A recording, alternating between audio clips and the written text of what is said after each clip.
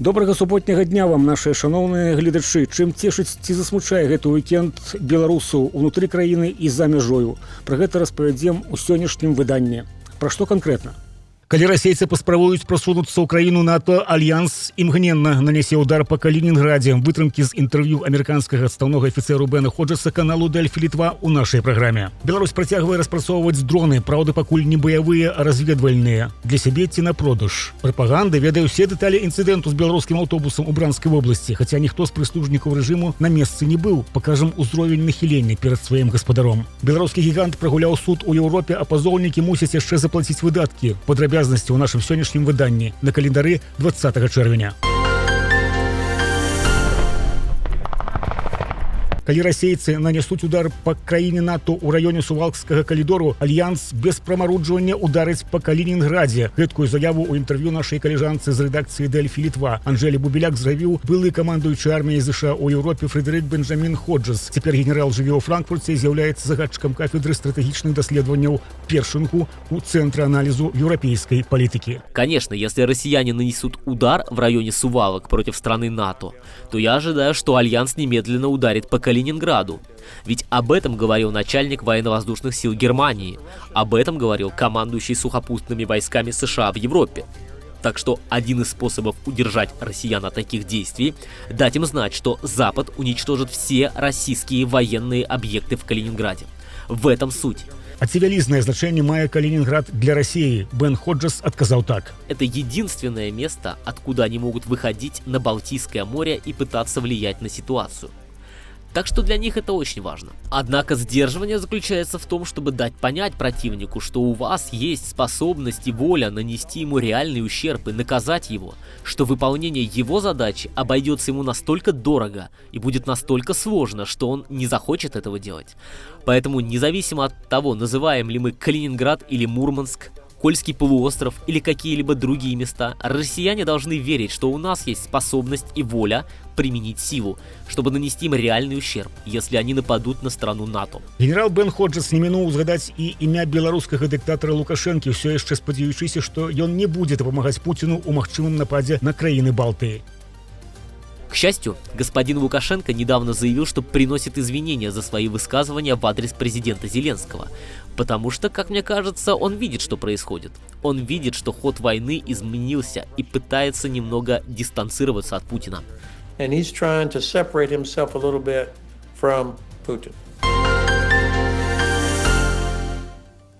Пакуль беларусам распавядаюць пра міралюбнасць і стабільнасць, абаронная прамысловасць краіны ўсё больш актыўна ідзе ў беспілотную будучыню. Хаця траціць грошы на масавае вырабленне БПЛА, як не аднойчы казаў кіраўнік рэжыму, Беларусь не збіраецца, над некаторымі адзінкавымі мадэлямі працуюць. У Віцебску з'явіўся новы разведвальны робот «Утала-дрон», прычым не па дзяржзаказе, а з уласнай ініцыятывы прадпрыемства. Навінку прадставіла поўнасцю падстанцыйнае канструктарскае бюро «Дысплей». Апарат можа ўзлятаць вертыкальна, як квадракоптер, але лётае з хуткасцю самалёта. Яму не патрэбна ні ўзлётная паласа, ні катапульта. Максімальная хуткасць сягае 120 км за гадзіну, а ў паветры ён здольны знаходзіцца не менш за 1,5 гадзіны. Галоўная задача беспілотніка – разведка. Ён можа выяўляць мэты, вымяраць адлегласць да аб'ектаў і вызначаць іх каардынаты. Працаваць абяцаюць у любы час сутак і нават пры тэмпературы ад мінус 35 да плюс 50 градусаў. Акрамя таго, апарат здольны несці да 10 кілаграмаў абсталявання. І гэта далёка не адзіная навінка. Раней беларускія распрацоўшчыкі прадставілі сістэму «Сканер 2.1» для выяўлення дронаў. Яна выкарыстоўвае элементы штучнага інтэлекту і здольная распазнаваць нават тыя беспілотнікі, якія цяжка выявіць звычайнымі сродкамі радыёразведкі. Падобная гонка беспілотнікаў усё глыбей зацягвае і Беларусь, а вайсковыя тэхналогіі становяцца адным з галоўных кірункаў развіцця рэжыму. І новыя санкцыі гэта пакуль не спыняюць. Следства паводле інцыдэнту з беларускім аўтобусам у Бранскай вобласці працягваецца, яно фактычна засакрэчана расійскім бокам. Да расследавання не дапушчаныя аніякія міжнародныя эксперты, але беларускай прапагандзе амаль ужо ўсё вядома. Выкрузваючыся ажно наізнанку перад сваім гаспадаром паводле версіі лукашэнкаўскіх служакаў, дрон быў не адзін, а процьма, і яны нават пасля быццам бы выбуху ўсё ляталі і ляталі над дзіцячымі галовамі з мэтаю параніць як мага большую колькасць пасажыраў, якія ўжо вярталіся ў Беларусь. Паглядзіце, да якога абсурду дайшлі.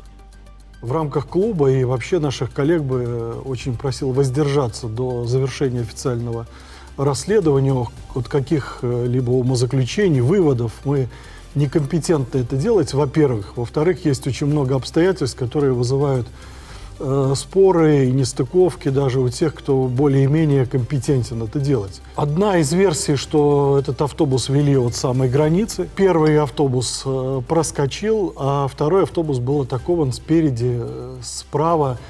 И беспилотник был начинен, в общем-то, поражающими элементами, нацеленными не на подрыв автобуса, а на массовое поражение людей в нем находящихся. Вокруг летало большое количество беспилотных летающих средств. Это говорило о том, что все операторы, которые координируют эту работу, это не искусственные интеллекты, это не БПЛА, который на истощении батареи во что попало просто летел. Ну, что тоже судачат наши оппозиционные так называемые СМИ. Провокация, звязаная с подрывом автобуса с белорусами у Бранской области, оказалась выгодной не только Кремлю и белорусскому фашистовскому режиму, але и уласна пропагандистам. Яны с великим смаком каждый день обмярковывают эту проблему. И тот факт, что в момент возвращения группы людей, детей, не пострадавших в результате этой атаки, когда они хотели забрать вещи из пораженного автобуса, над автобусом тоже кружило большое количество беспилотников. Слава богу, рэбам их удалось отогнать, подавить, вещи удалось собрать и уехать. Спасибо нашим правоохранительным органам, белорусским в первую очередь. Одна з галоўных валютных кармілак рэжыму атрымала непрыемную навіну з Люксембургу. Суд еўрапейскага звязу адмовіўся адмяняць санкцыі супраць Беларускалія, беларускай калійнай кампаніі і былога кіраўніка прадпрыемства Івана Галаватага. Апеляцыі разглядаліся разам. Вынік для ўсіх аказаўся аднолькавы. Суд пакінуў санкцыі ў сіле і яшчэ абавязаў заяўнікаў аплаціць судовыя выдаткі. Асабліва паказальна гэта выглядае на фоне рашэння ЗША. Яшчэ ў сакавіку Вашынгтон выключыў Беларускалі і беларускую калійную кампанію са сваіх санкцыйных спісаў, але ў Еўропе падыход іншы. Там лічаць, што падставаў для зняцця абмежаванняў пакуль няма і не прадбачыцца. Для Менску гэта не проста юрыдычная параза. Беларускалі застаецца адным з ключавых экспарцёраў краіны. Значыць, еўрапейскія санкцыі і далей будуць біць па адной з самых важных крыніц валютных даходаў рэжыму.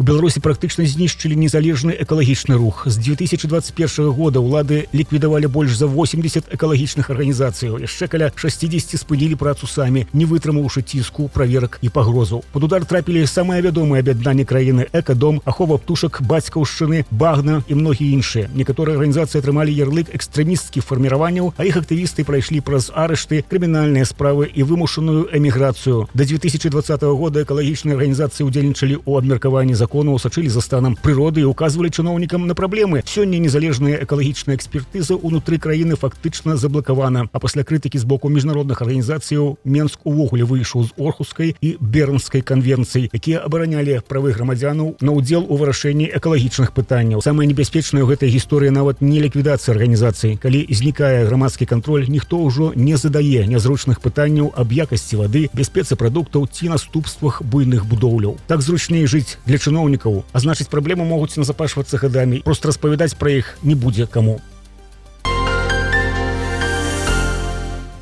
Вось у чым, але ў тарфяным футболе Беларусь можа даць фору ўсяму свету. Справа не хітрая, хаця гэта так падавалася на пачатку. Тарфяны ці балотны футбол зарадзіўся ў Фінляндыі і атрымаў міжнародны статус яшчэ ў 2000 годзе. Штогод там і праводзіцца неафіцыйны чэмпіянат свету па тарфяным футболе пад назваю Суоподкупао. Беларусь там, праўда, ніколі не выступала, затое праводзяць свае балотныя турніры. У пасёлку Праўдзінскі Пухавіцкага раёну Менскай вобласці сёння прайшлі 8-е такія спаборніцтвы. Мужчыны, жанчыны, 27 камандаў, адна з Санкт-Петербургу, якая у адрозненне ад беларусаў удзельнічае ў сусветным першынстве і даволі паспяхова. Расейцы і выйшлі ў фінал, а пра агульныя вынікі ў нашым заўтрашнім першым выданні. Дзякую за ўвагу, да пабачэння.